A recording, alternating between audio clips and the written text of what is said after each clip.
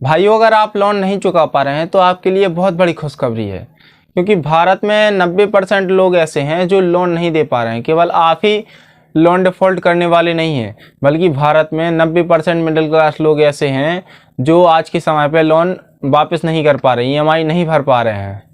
तो जो कि आपने किसी एनबीएफसी कंपनी या बैंक से लोन लिया था, चाहे वो कार लोन हो, होम लोन हो, पर्सनल लोन हो, सिक्योर लोन हो, अनसिक्योर लोन हो, किसी प्रकार का लोन हो, लेकिन आप आज उसे चुका नहीं पा रहे हैं, तो जो एनबीएफसी कंपनी या जो बैंक होता है उसकी एक रिकवरी प्रक्रिया होती है।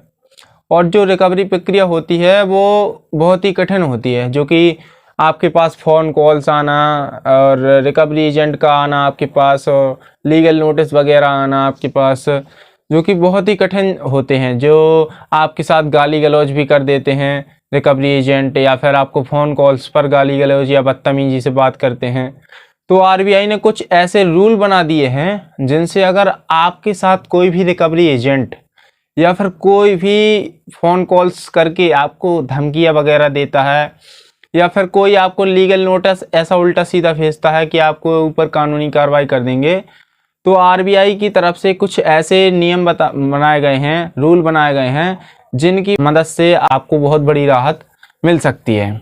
तो दोस्तों, आपको कोई भी हरासमेंट तभी कर सकता है जब आपको अपने अधिकार ना पता हो। जब तक कोई व्यक्ति सामने वाला आपको तब तक तनाव दे सकता है जब तक आपको अपने अधिकार ना पता हो। तो सबसे बड़ी बात है कि आपको सबसे पहले अपने अधिकार जानने होंगे कि आपके अधिकार हैं क्या।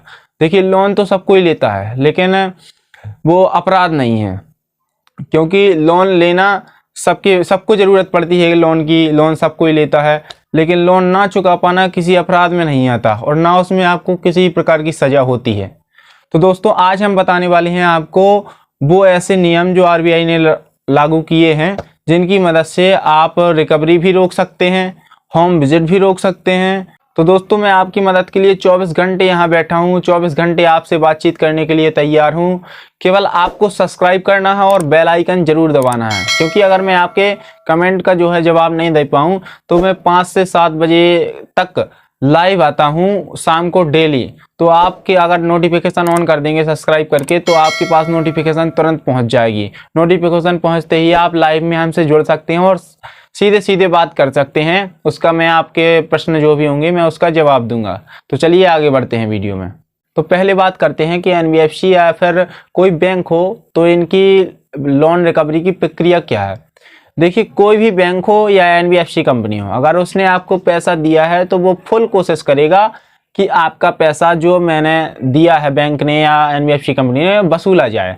उसके लिए आपको 1, 2 या 15 दिन बाद, जैसे ही आप लोन डिफ़ॉल्ट करती हैं, ईएमआई डिफ़ॉल्ट करते हैं, 15 दिन बाद आपको कॉल आने लगते हैं। बराबर 10 से 15 कॉल डेली आते हैं आपको। इतने से तो आपको परेशान करेंगे ही वो लोग। और अगर आप कॉल से भी नहीं मानते हैं तो वो होम विजिट करते हैं। होम विजिट मतलब रिकवरी एजेंट आपके घर भेजेंगे, और वो रिकवरी एजेंट भेजते हैं समय से पहले। देखिए, अगर आप एक नौकरी वाले व्यक्ति हैं तो आप 7-8 बजे तो निकल ही जाते होंगे काम पे, तो और 8 बजे तक शाम को आ सकते हैं आप। लेकिन रिकवरी एजेंट जो होता है वो 9 बजे भी रात को पहुंच जाता है, सुबह 6 बजे भी पहुंच जाता है। तो इस अनुसार वो आपको हरासमेंट कर देते हैं कि आप बिल्कुल तनाव में पहुंच जाते हैं। और उसके बाद लीगल नोटिस में इनका धमकाना रहता है। अगर रिकवरी एजेंट भी आपके साथ कभी कभी बदतमीजी कर देते हैं। कई लोग ऐसे हैं जिनके साथ रिकवरी एजेंट ने बदतमीजी की है। तो ये तो हो गई कि एनबीएफसी कंपनी और बैंक की जो प्रक्रिया है वो हो गई। अब मैं बताने वाला हूं आपको जो नए रूल हैं आरबीआई के, वो क्या रूल हैं। देखिए दोस्तों, पहले क्या होता था, जो भी रिकवरी एजेंट होता था वो 1 महीने के लोन डिफ़ॉल्ट के बाद ही या 2 महीने के लोन डिफ़ॉल्ट के बाद ही रिकवरी एजेंट घर आने लगते थे। तो दोस्तों, अब आरबीआई ने इस नियम को बदलकर क्या कर दिया है कि जब तक कोई नोटिस ना भेजा जाए, या जो लोन डिफ़ॉल्टर है या फिर एनबीएफसी कंपनी से जिसने लोन लिया है और वो लोन नहीं चुका रहा है, तो जब तक उसके पास कोई नोटिस ना भेजा जाए, कानूनी प्रक्रिया का नोटिस कि आप इतने दिन में लोन दीजिए, मतलब ईएमआई भरिए, नहीं तो आपके खिलाफ कानूनी कार्रवाई कर देंगे। अगर वो नोटिस ना भेजा जाए जब तक कोई भी रिकवरी एजेंट आपके घर नहीं आ सकता। अगर रिकवरी एजेंट इसके पहले आपके घर आता है तो वो एक गलत होगा। वो इलीगल तरीके से आपके घर आ रहा है, इलीगल तरीके से आपको धमका रहा है, और उससे DRS लेटर मांगिए, आप ID कार्ड मांगिए, और अगर हो सके तो उसको पकड़ कर रखिए, उसके खिलाफ FIR कीजिए अगर वो सही एजेंट नहीं है तो। और अगर आपके पास नोटिस आया है उसके बाद अगर कोई रिकवरी एजेंट आया है तो वो लीगल तरीके से आया है। और रिकवरी एजेंट आएगा आपके घर तो उसको सबसे पहले आपको कॉल करके पूछना होगा कि सर आप कहाँ मिल सकते हैं, हम आपसे कहाँ मिल सकते हैं।